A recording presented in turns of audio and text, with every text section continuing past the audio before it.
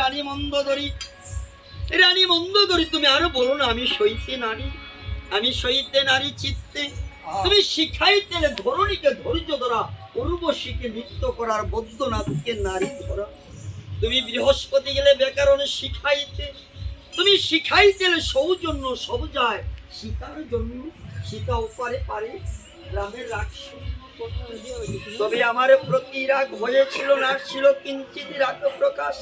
সেই রাগেদের শ্রীবাস আমার লঙ্কায় বাস করে।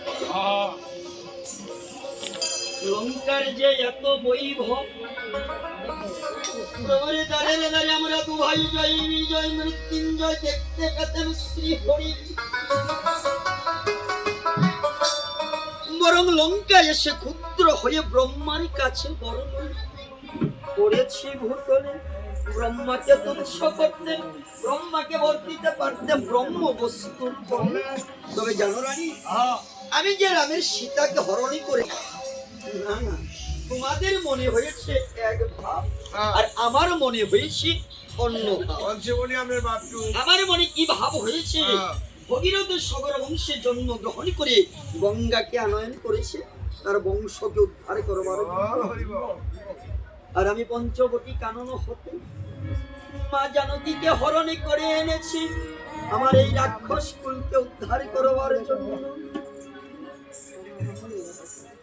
এই ভবপারের তরুণীকে খুঁজতে খুঁজতে একদিন ভবপারের কান্ডারি আমার লঙ্কা ভবনে আসবে, আর আমি ভবপারের কান্ডারি হস্তে প্রাণ পরিত্যাগ করি প্রভুর যুগলে চরণ তরুণী যে ভব সিন্ধু পার হয়ে নিত্য ধামি গিয়ে ভগবানের যুগল চরণ সেবা করি।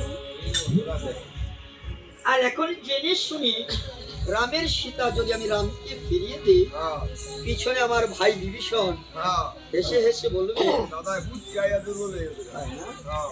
তাই এতদিনে দুর্বল হয়ে গিয়েছে, তাই রামের সীতা রামকে ফিরিয়ে দিচ্ছি। বিভীষণের কটু কথাগুলো আমার প্রাণের মধ্যে কেমন আঘাত লাগবে। রামের শ্বশুর ভয় ভীষণ অসূর্য দুর্বাখ্যাল মেঘান্তে রুদ্রব্রত, প্রচুর বৃষ্টি পতিত হয়ে যখন প্রখর রুদ্র উঠে, সেই রুদ্রের তাপ কিন্তু এই শরীর সহ্য করতে পারে, তার আঘাত লাগে শরীরে। তদ্রুপ বিভীষণের কটু কথাগুলো আমার প্রাণের মধ্যে সেরূপ আঘাত লাগবে। জ্ঞাতি নিন্দা জ্ঞাতি কখনো সহ্য করতে পারে না। রামের বাণী যে আমার প্রাণ যাবে সে কথা আমি জানি।